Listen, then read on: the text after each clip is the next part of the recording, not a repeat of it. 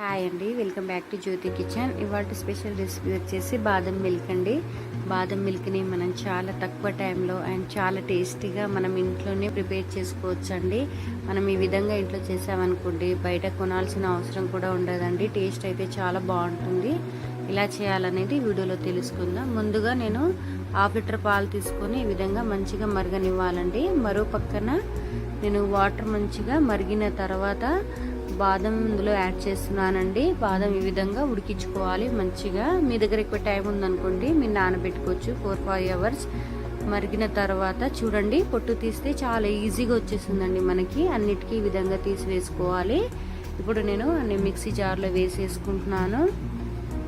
ఇప్పుడు వాటర్ వేయకుండా ఫస్ట్ ఈ విధంగా మిక్సీ పట్టేసుకోవాలండి. దాని తర్వాత వాటర్ యాడ్ చేసుకోవాలి.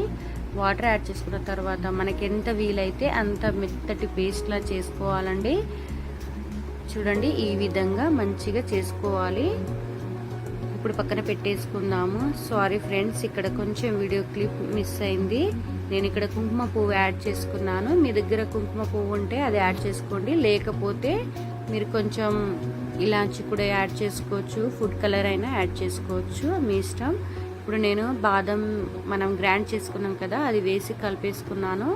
ఇప్పుడు టేస్ట్కి సరిపోయేంత నేను షుగర్ యాడ్ చేస్తున్నానండి. నేను 1/2 కప్ తీసుకున్నాను. ఇక్కడ ఈ విధంగా మధ్య మధ్యలో కలుపుతూ ఉండాలి. మనం కలపకపోతే కింద అంటుకుపోతుంది. చూడండి, మంచిగా ఈ విధంగా రావాలి. చిక్కగా మంచిగా వచ్చిందండి. మనకి ఎంతో టేస్టీగా బాదం మిల్క్ రెడీ అయిపోయింది. స్టవ్ ఆఫ్ చేసేసి ఇప్పుడు నేను గ్లాస్లో సర్వ్ చేసుకుందాము. ఇక్కడ నేను డ్రై ఫ్రూట్స్ యాడ్ చేస్తున్నానండి.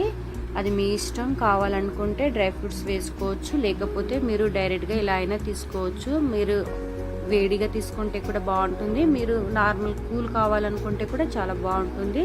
పైనుంచి కొంచెం కుంకుమ పువ్వు యాడ్ చేస్తున్నాను. మీరు కూడా ఈ విధంగా ఇంట్లో ట్రై చేయండి. ట్రై చేశాక మీకు ఎలా వచ్చింది అనేది నాతో షేర్ చేయండి. మరిన్ని టేస్టీ రెసిపీ కోసం జ్యోతి కిచెన్ని సబ్స్క్రైబ్ చేయడం మర్చిపోకండి. Thanks for watching.